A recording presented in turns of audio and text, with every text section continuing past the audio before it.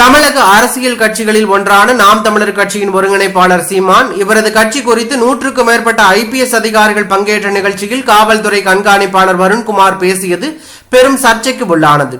இதில் அவர் பேசும்போது தமிழ்நாட்டில் செயல்படும் நாம் தமிழர் கட்சி ஒரு கண்காணிக்கப்பட வேண்டிய பிரிவினைவாத இயக்கம் என அவர் குறிப்பிட்டு பேசியிருந்தார்.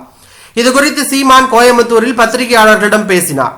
தேர்தல் ஆணையத்தின் அங்கீகாரத்தோடு 13 ஆண்டுகளாக நாம் தமிழர் கட்சி செயல்பட்டு வருகிறது. கடந்த சட்டமன்ற தேர்தலில் 36 லட்சம் வாக்குகள் பெற்ற 3வது தனிப்பெரும் கட்சியாக தமிழ்நாட்டில் நிலைத்து உள்ளது. ஆனால் திருச்சி SP வருண்குமார் IPS எவ்வாறு பிரிவினைவாத கட்சி என குறிப்பிட்டார்.